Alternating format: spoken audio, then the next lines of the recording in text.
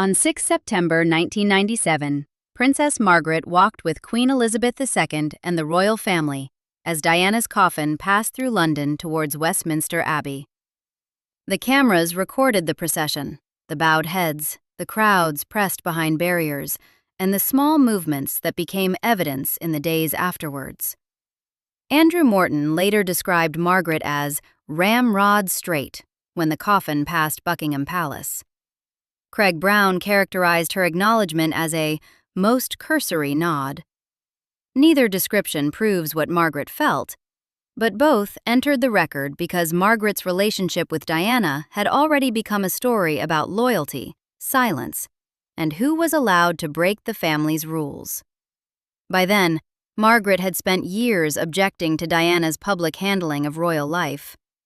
Her anger was directed most clearly at the interviews, the accusations against Charles, and the exposure of private family conflict.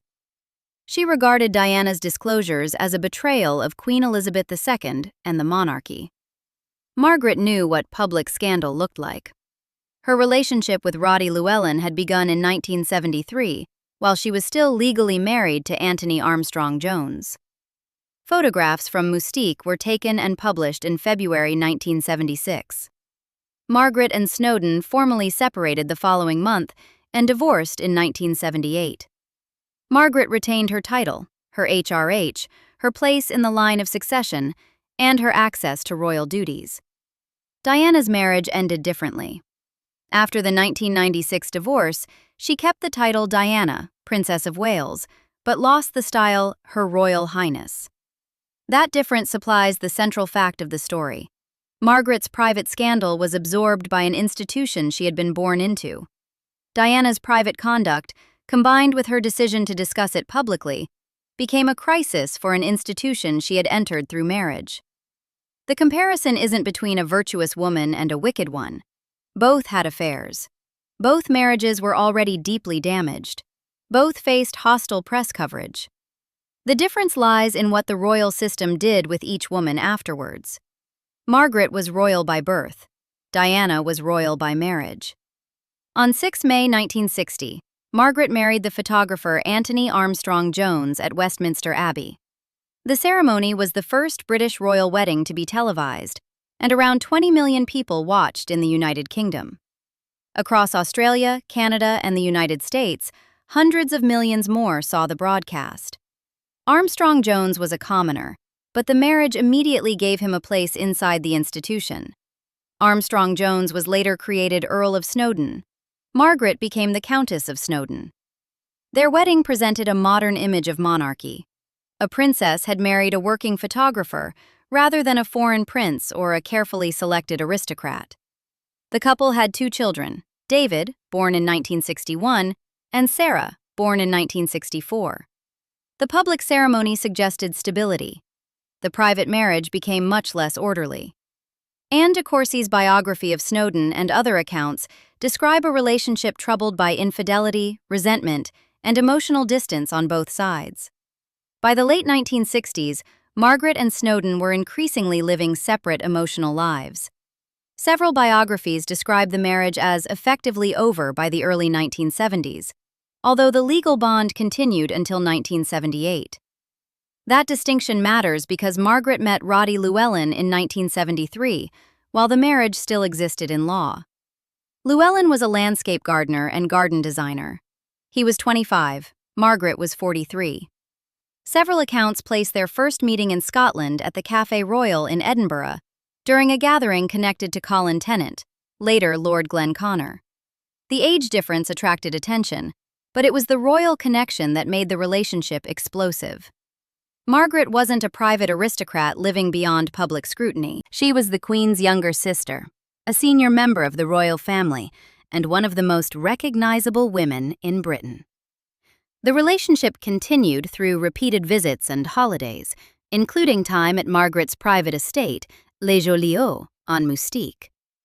The details of individual meetings come from biographical accounts, but the existence of the relationship is supported by far more than palace gossip. It appears in photographs, contemporary newspaper coverage, later biographies, and a public statement from Llewellyn himself. In February 1976, Margaret and Llewellyn were photographed on Moustique. The images showed them swimming and relaxing together in swimwear. Margaret sat beneath a parasol in some descriptions. Llewellyn appeared in one widely remembered photograph wearing a Union Jack swimsuit. The pictures didn't show sexual activity. They did show a married princess and a much younger man sharing an intimate holiday in a location associated with Margaret's private life. That was enough to move the relationship from rumor into public fact. The photographs were widely associated with the news of the world, although accounts differ over which outlet published them first. What is secure is the month and year, February 1976. The Guardian later described the coverage as unprecedented in its treatment of a royal family member's private life. British tabloids called Llewellyn Margaret's toy boy. That phrase wasn't a neutral description.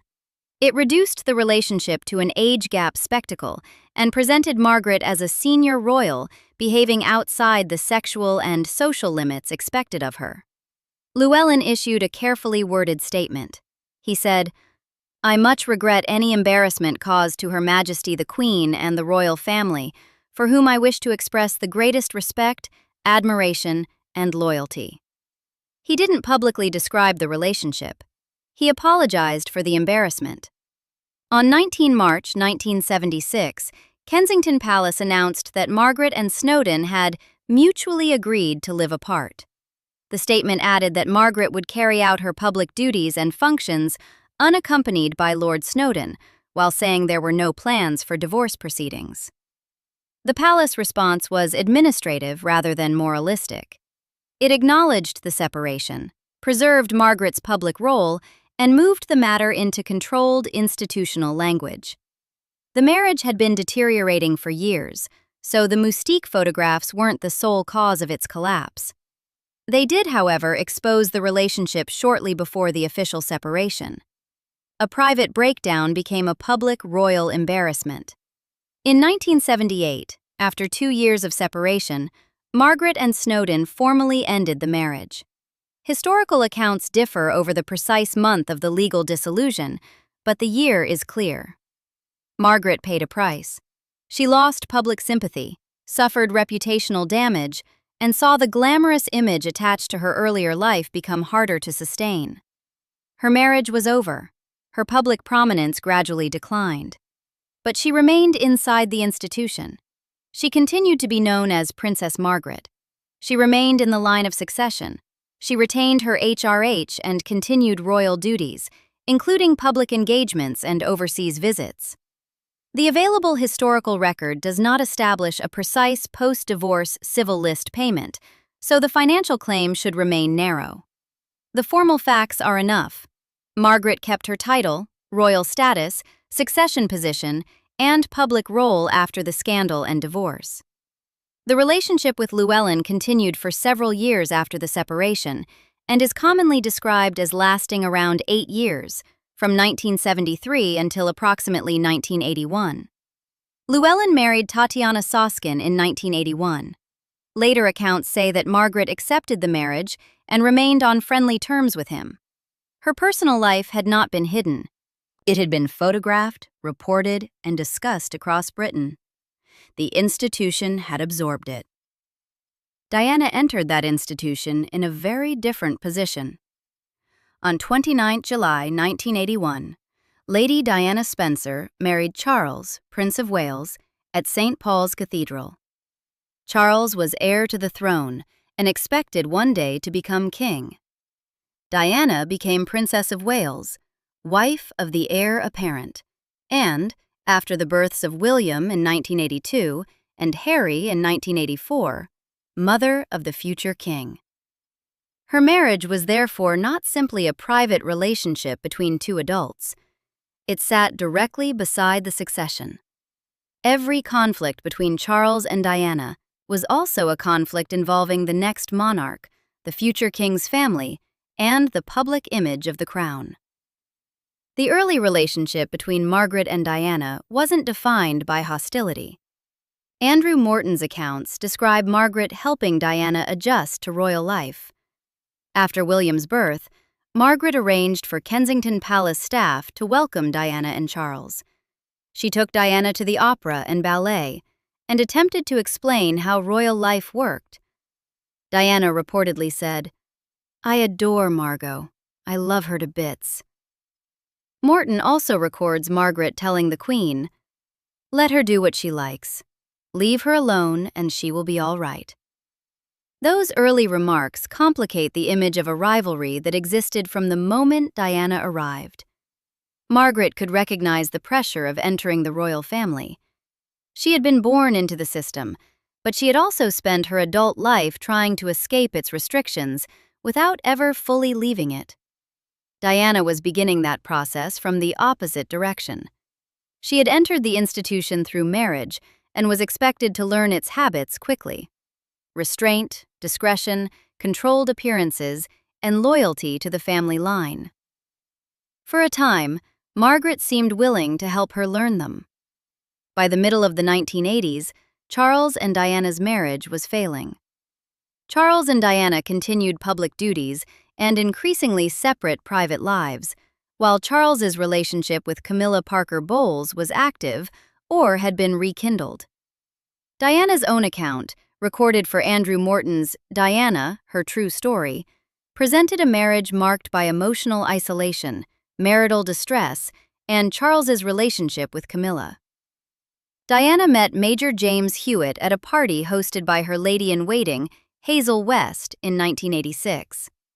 Hewitt was a household cavalry officer and later became Diana's riding instructor. Accounts place the beginning of the affair in 1986 or 1987, and its end around 1990 or 1991. The exact starting month remains uncertain. The larger chronology does not. Diana and Charles were still legally married when the relationship took place. Diana was unfaithful to her husband. That fact belongs in the comparison without qualification. In the 1995 Panorama interview with Martin Bashir, she acknowledged the relationship and said, "Yes, I was in love with him, but I was very let down." The affair existed within a marriage that had already deteriorated severely. Charles had his relationship with Camilla. Diana described a lack of emotional support, intense public pressure, and a household in which her private distress could be treated as a problem to be managed rather than a condition to be addressed. Context does not erase conduct. It explains the environment in which that conduct occurred. Andrew Morton's book was published in 1992 and was built from tape-recorded answers Diana gave through Dr. James Colthurst. The book described depression, marital distress, and the role of Camilla in Diana's understanding of the marriage. Diana's participation was initially concealed, but the account was substantially hers. On 9 December 1992, Prime Minister John Major announced the formal separation of Charles and Diana to Parliament. The Hewitt relationship had begun years before that announcement. Diana's affair wasn't a post-separation relationship presented as a marital one. It overlapped the legal marriage, just as Margaret's relationship with Llewellyn had begun while her own marriage still existed in law. The parallels are clear. Both women were married when their documented relationships began. Both marriages were already severely damaged. Both relationships became public. Both women were judged through the press, biography, and the royal family's concern with reputation. The difference began with the institution's tolerance for the stories each woman told. Margaret's scandal was handled as a family embarrassment. Diana's relationships became part of a larger argument about the stability and legitimacy of the monarchy. That escalation was driven by Diana's public voice. On 20 November 1995, Panorama broadcast Diana's interview from her sitting room at Kensington Palace.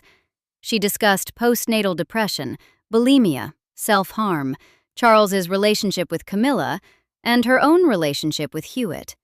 She said, "There were 3 of us in this marriage, so it was a bit crowded." Diana also questioned whether Charles could adapt to becoming king. That moved the interview beyond the disclosure of an affair.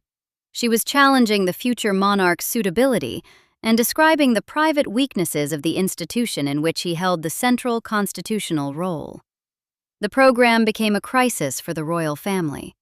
Those findings altered the history of how the interview was obtained, but they didn't erase Diana's words or the institutional impact of broadcasting them. For Margaret, the decisive issue appears to have been less Diana's possession of a lover than her decision to make private royal conflict public. Craig Brown's Ma'am Darling describes Margaret's hostility to the idea of broadcasting your feelings to the world without warning, even when the allegations were true. That account places Margaret within an older royal culture in which personal pain could be discussed privately, but public disclosure was treated as disloyalty. Margaret had lived through a scandal displayed in newspapers. She knew how quickly a royal relationship could become a national story. Yet the rule she appears to have applied to Diana was different. Private suffering might be endured, discussed within the family, and managed through silence. Naming the suffering on television was presented as betrayal. It was the exposure that Margaret couldn't accept. Hugo Vickers provides an important complication. In a reported conversation about Charles and Diana's marriage, Margaret said, "The trouble was that he undermined her, Diana, consistently from the start and gave her no support." She then compared Diana's experience with her own. "It was the same with me and Tony, Lord Snowdon. He undermined me." Margaret wasn't, in this account, treating Diana as solely responsible for the marriage breakdown. She understood that Charles had failed to support her. She recognized a pattern she believed she had experienced with Snowdon. That makes the later conflict more revealing. Margaret could identify Diana's suffering when it resembled her own, while condemning Diana's decision to respond publicly in a way Margaret had never permitted herself to do on television. Vickers also reports Margaret's reaction to Diana's wish to return to Sandringham in 1993. Margaret said, "I don't know why she wanted to come back to Sandringham. I longed to tell her to go away." The same account says Margaret asked Charles whether she could remain friendly with Diana after their separation, and Charles agreed. The record, therefore, does not support a simple portrait of Margaret as someone who hated Diana from beginning to end. Her responses could combine sympathy, irritation, family loyalty, and resentment. She could criticize Charles for undermining Diana while objecting to Diana's public challenge to the Queen and the monarchy. Her relationship with Diana had changed from instruction to judgment. The strongest surviving account of that judgment concerns the letter Margaret sent after Panorama. Later biographies describe it as wounding and excoriating.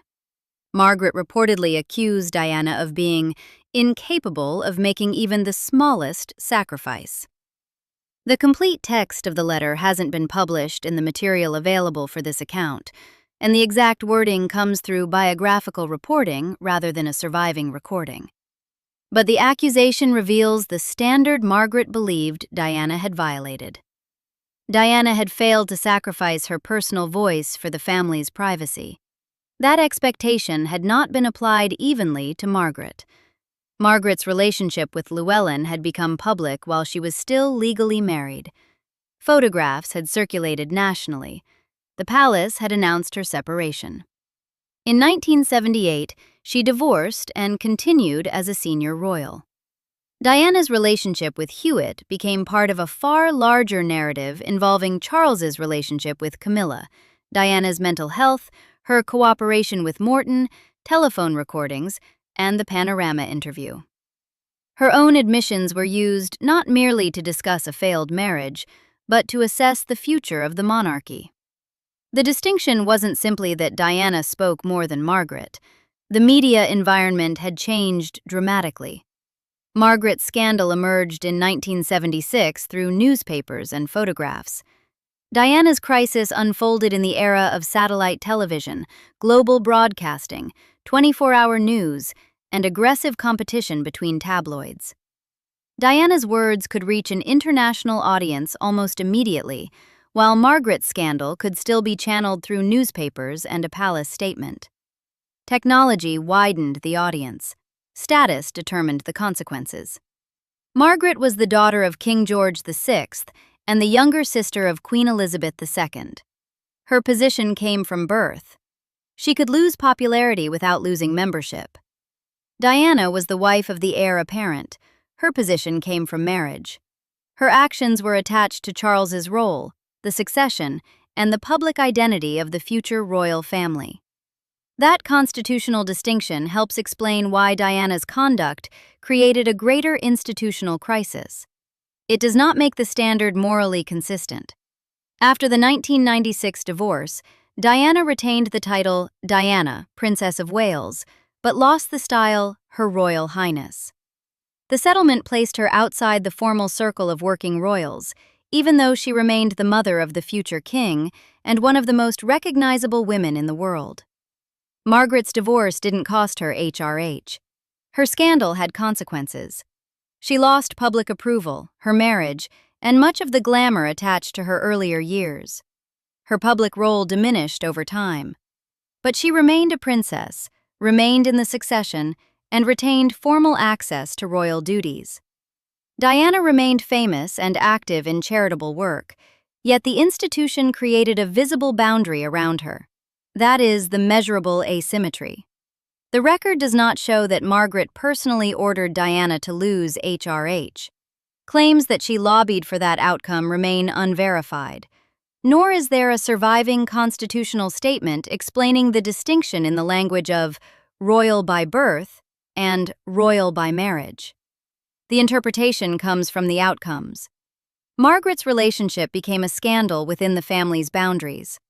Diana's relationships and disclosures became part of the process by which the family defined her distance from those boundaries. Margaret's inherited royal status survived a public affair and divorce.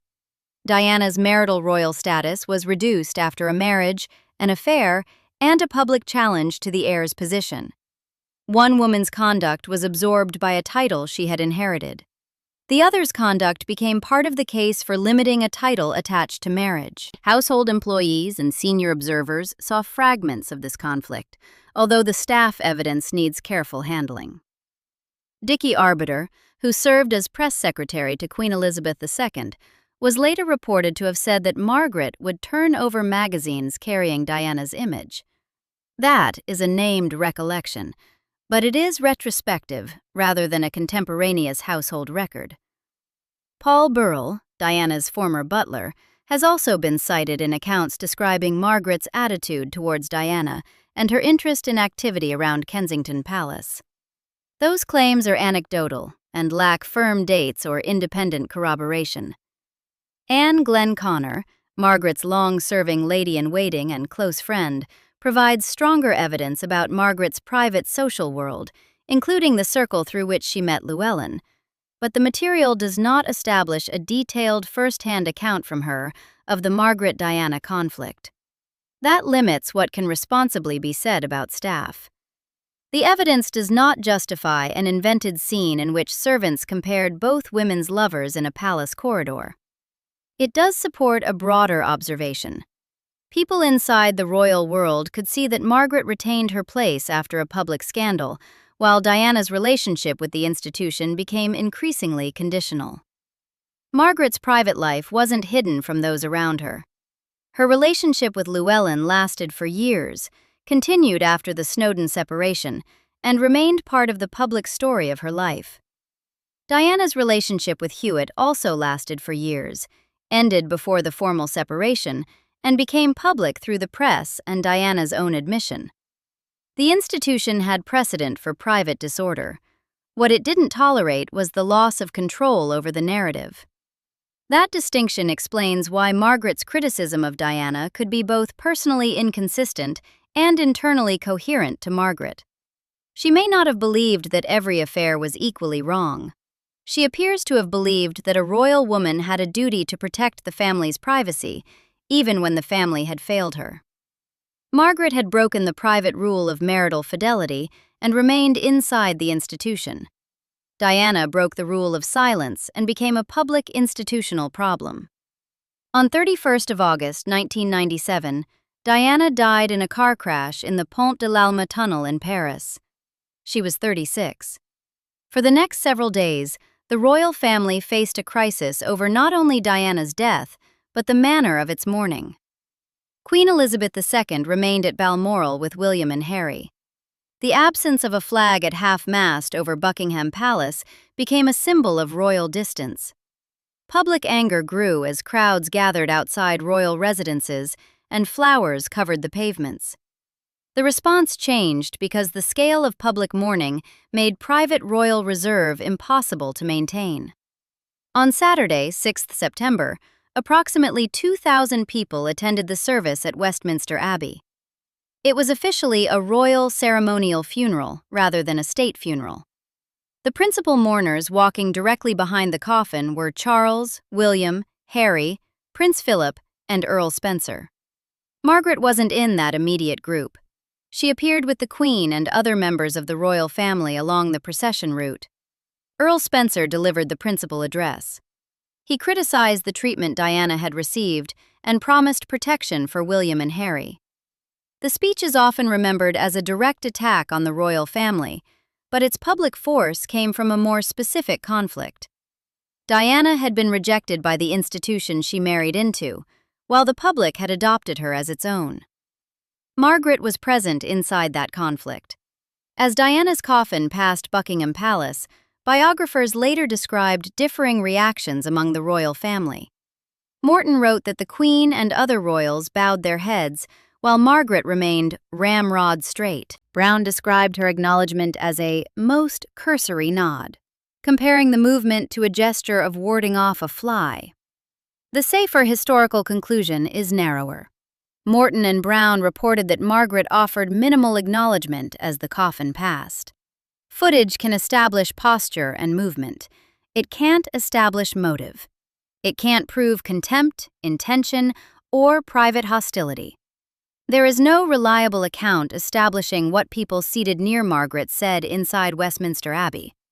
That distinction matters because body language becomes dangerously persuasive when attached to a story people already believe. Margaret may have been hostile to Diana. She may have been observing her own understanding of protocol. Her posture may have reflected personal feeling, physical condition, or habit. The footage does not tell us which explanation is correct. It does tell us why the moment lasted in public memory. Margaret's visible reserve appeared beside a funeral defined by mass grief and became a visual summary of the distance many people believed existed between Diana and the royal family. The funeral also exposed the institution's wider problem. The Queen had initially relied on privacy, protocol, and distance. The public demanded visibility, emotional acknowledgement, and a sign that the family understood why Diana mattered to millions of people. Margaret belonged to the older system of royal behavior. Diana had helped create a newer one, in which personal vulnerability could generate public loyalty rather than diminish authority. Those systems met outside Buckingham Palace in September 1997. Margaret's reputation became part of the public argument because her own history was already known. She had conducted a long relationship with Roddy Llewellyn while still legally married. She had endured the publication of photographs. She had divorced. She had remained a princess. Diana had conducted a relationship with James Hewitt while still married. She had acknowledged it publicly. She had discussed Charles's relationship with Camilla. She had challenged the future king's suitability. She had lost HRH. The two women weren't treated as identical because their constitutional positions weren't identical. But the unequal consequences still reveal an unequal standard. Margaret's birth gave her a permanent claim to belonging. Diana's marriage gave her a conditional one. That does not make Diana blameless. Her affair with Hewitt was real. Her Panorama interview damaged Charles, the Queen, and the monarchy. The interview's deceptive production later became a scandal in its own right. Diana made choices that injured people and destabilized an institution. It does not make Margaret uniquely immoral. Her marriage was failing. Snowden's conduct contributed to that failure, and the Llewellyn relationship emerged within a private life shaped by years of mutual breakdown. The argument isn't about which affair was more justified. It's about who was permitted to survive the consequences. Margaret's relationship produced embarrassment, press coverage, separation, and divorce. She remained royal. Diana's relationship produced press coverage, public scrutiny, and a wider institutional crisis. After the divorce, she remained a major public figure, but lost the royal style that Margaret had kept. A consistent moral rule would have judged both women by the same standard. The royal system didn't operate that way. It distinguished between a princess whose authority existed before marriage and a princess whose authority depended on it. Margaret could violate the expectations attached to royal marriage without losing the status that made her royal. Diana could violate those expectations and expose the family's private failures, but her connection to the institution could be narrowed, negotiated, and finally stripped of HRH. By the time Margaret entered Westminster Abbey on 6 September 1997, she carried years of judgment about Diana's conduct and public disclosures. The secure record does not show a simple condemnation of Diana for adultery. It shows Margaret objecting to Diana's interviews, her criticism of Charles, and her refusal to preserve royal conflict as a private family matter. It shows Margaret recognizing that Charles had undermined Diana, while still treating Diana's public response as a failure of sacrifice and loyalty. Margaret had watched her own relationship become newspaper evidence in 1976. She remained a princess. Diana had watched her marriage become television evidence in 1995. She lost HRH. The standard wasn't ultimately about conduct alone. It was about who was born into the institution and who had to marry into it.